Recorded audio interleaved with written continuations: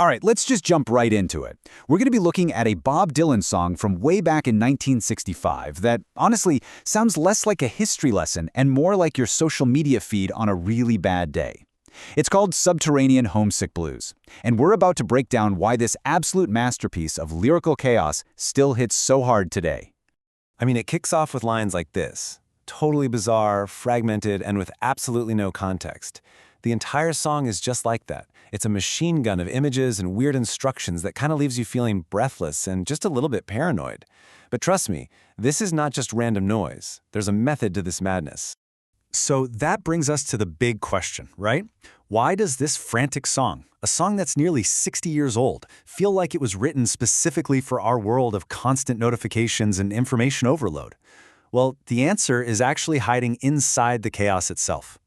To really get this song, you have to look at how it's built. See, it's not just about pressure and speed. It is pressure and speed. In this case, the form really is the message. And this brings us to a really important idea: formal meaning. The song's insane pace, the super dense lyrics, that confrontational delivery, all of that isn't just window dressing for the words. That stuff is the meaning. Dylan creates the feeling of modern pressure, but literally putting you through it. You don't just hear about overload for 2 minutes and 20 seconds. You experience it.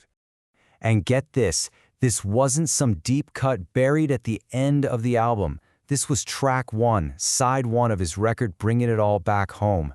Talk about a statement. It was basically a warning shot telling the whole world that the rules had just completely changed. Okay, so how exactly does he pull this off with just words? Well, he builds this incredibly unstable world with a non-stop barrage of these rapid-fire commands That just hit you one after another. No context, no explanation. Just, look out, kid. And he doesn't give you a second to think. One moment it's this vague warning, and the next it's this incredibly basic command: get born. There's no time to process. You just have to react. You're told to try to be a success, but you're never ever told how. It feels like you're being given survival advice for a world that's moving way too fast to explain itself. So when you put all the pieces together, you see the technique. The song creates this shaky world using 3 key tricks. You've got these commands that sound really urgent but don't add up to any kind of system. It completely refuses to tell a normal story, just jumping from one fragment to the next. And the whole tone shifts on a dime. 1 second it's witty, the next it's deadly serious. The result? You feel like you're constantly trying to navigate risk. Now here's where it gets really interesting: the context. To understand just how unbelievably shocking this song was, you have to know who Bob Dylan was in 1964 versus the artist he became in 1965. So, in 1964, Dylan is the undisputed king of the acoustic folk movement. Earnest, moral, super clear protest songs. Then, 1965 happens, and he drops this album. The whole first side is electric, it's loud, it's dense, and it kicks off with this song. It was a total reinvention. And the shift was just dramatic. His audience was expecting these clear, earnest songs about social issues, and what they got was fragmented, ironic, and super evasive rock and roll. It wasn't a statement you could simply agree or disagree with. It was a whole social atmosphere you suddenly had to figure out how to survive in. And then you have the visuals.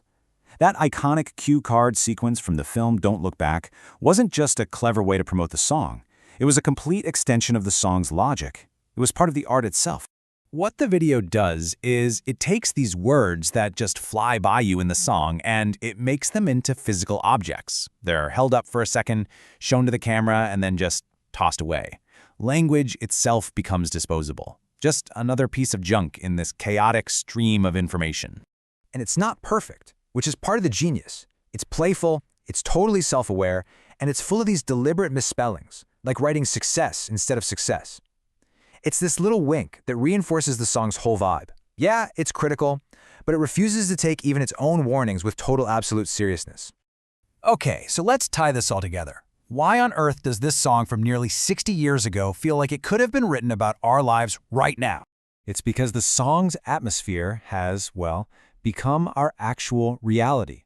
That constant barrage of signals with no context. That's our newsfeed. That feeling of fragmented attention, jumping from one thing to the next. That's just called multitasking in the digital age. That feeling of being always on, of constantly navigating a world of endless alerts. That is the sound of modern life. It's like the song captured the structure of our feelings before we were even living them. And that kind of leaves us with one final thought to chew on. This song isn't really a commentary on chaos. It's a performance of it. It suggests that maybe, just maybe, the most truthful art doesn't try to explain a confusing world. Maybe it just builds a little machine that perfectly reproduces its pressure, its speed, and all of its beautiful, terrifying absurdity.